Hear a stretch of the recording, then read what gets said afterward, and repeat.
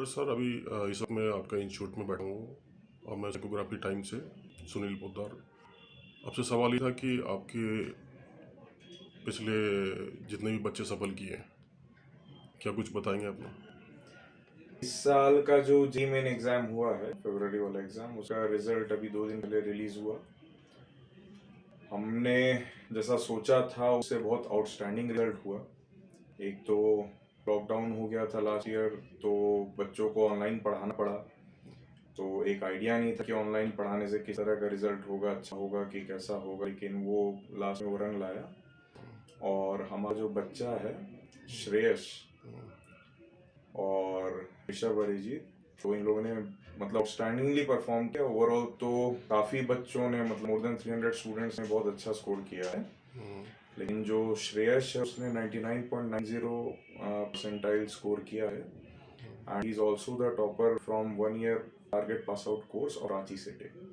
So we are very much satisfied with the results और हम hope करते हैं कि ये जो नेक्स्ट वाला जो एग्ज़ाम होगा इन मार्च अप्रैल में, इसमें और हम लोगों को टाइम मिला है क्योंकि 1 मार्च जब से कोचिंग खुले हैं हम लोग रिग्रेसली बच्चों को बुला करके उनको पूरा ट्रेनिंग दे रहे हैं, उनका टेस्ट कंडक्ट करवा रहे हैं, उनको रिवीजन क्लासेस करा रहे हैं, उनके डाउट्स को क्लियर कर रहे हैं। तो इससे हमें उम्मीद है कि और भी ये जो आने वाला टाइम है इसके अंदर हम लोग को और आउटस्टैंडिंग रिजल्ट्स देखने को मिलेगा।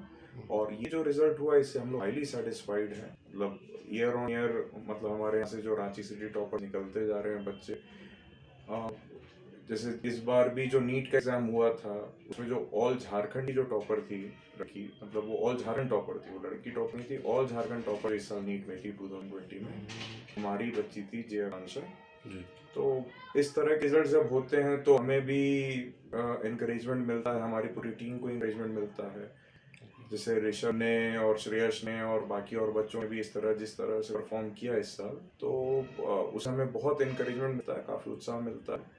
तो अब हम भी लगे हुए हैं, बच्चे भी लगे हैं और आगे आने समय में हमें और अच्छा रिजल्ट देखने को मिलेगा। So thank you so much. मैं ये पूछना चाहता दूसरा सवाल कि सर ये बताइए कि टोटल कितने बच्चे यहाँ पढ़ते हैं आपके यहाँ? टोटल जो हमारे यहाँ नंबर ऑफ स्टूडेंट्स है ऐसे तो काफ़ी ज़्यादा रहते हैं। इस साल लॉकडाउन के कारण हम लोगों ने कम ही एडमिशन लिया क्योंकि ऑनलाइन में हम लोगों ने एडमिशन लिया। सो मतलब इस साल इनफ्लो थोड़ा सा कम था in comparison to every year. और हमारे यहाँ 8 में भी स्टूडेंट्स है, 9 में भी है, 10 में भी है, 11 12 पास आउट सब मिला जुला करके एक ठीक ठाक सा स्ट्रेंथ हो जाता है देखिए वो बच्चों का। और उसमें से जैसे मान लीजिए कि इस साल जो नंबर ऑफ स्टूडेंट्स अपेयर भी किए हैं, जो फर्स्ट वाला जो जेईई मेन एग्जाम था, तो रिपोर्टेड ही उसके अंदर अपेयर नंबर ऑफ स्टूडेंट्स है हमारे पास, that is around 400 something students. क्योंकि सारे बच्चे अपियर भी नहीं किए और एक्चुअली इस बार हमारे पास डेटा भी कलेक्शन जो है वो, क्योंकि बच्चे सारे घर पे ही थे तो उनसे कलेक्शन करना सबसे फ़ोन कर करके, दैट वाज नॉट इजी। लेकिन अब क्योंकि खुल गया है तो ज़्यादा बच्चे एग्जाम भी देंगे और ज़्यादा बच्चे क्लियर करेंगे, तो नंबर ऑफ स्टूडेंट्स का वो एक्चुअली वही कर जाता है। और इस साल जो नया सेशन स्टार्ट हो रहा है, अभी मार्च में स्टार्ट हो ही गया कोचिंग, तो फिर से वापस जो पुराना स्ट्रेंथ होता था वो बच्चों का देखने को मिलेगा। तो वही है इसके अंदर। कोविड-19 को लेकर के इसमें आप क्या बरत रहे हैं बच्चे के लिए? कोविड-19 को लेकर के जितने भी एसओपीज है, जितने प्रिकॉशंस प्रोटोकॉल्स है, हम लोग सारे फॉलो कर रहे हैं। हमारे यहाँ गेट पर, हमारे यहाँ 2 एंट्री गेट्स है, दोनों एंट्री गेट्स पर जब टेम्परेचर चेक होता है तभी किसी को एंटर करने दिया जाता है। किसी का भी टेम्परेचर अगर 98.5 से ज़्यादा है तो उसको हम लोग एंटर करना अलाउड नहीं करते हैं, चाहे वो स्टूडेंट हो, पेरेंट हो, फैकल्टी हो, कोई भी हो। और फिर उसके बाद उनका आगे का प्रोसीजर होता है, उनके पेरेंट्स से बात किया जाता है, कुछ भी है। और पूरे हमारे कैंपस में कोई हमारा स्टाफ, कोई हमारे यहाँ फैकल्टी, कोई भी बच्चा, एक भी कोई बिना मास्क के नहीं घूमता है। हर जगह क्लासरूम्स में एंड एंट्री एरियाज और हर जगह पे हमने सैनिटाइजर्स लगाए हुए हैं और सभी को इंस्ट्रक्शन है कि वो साथ में एक पॉकेट सैनिटाइजर लेकर के घूमें। उससे क्या होता है कि टाइम टू टाइम हाथ सैनिटाइज करते रहते हैं। और जो सैनिटाइजेशन का प्रोसेस होता है, मास सैनिटाइजेशन का जो स्प्रे करके सब जगह कराना रहता है, वो दिन में 3 बार हमारे यहाँ होता है। क्लासरूम्स में हम लोग 50% कैपेसिटी ही बैठा रहे हैं।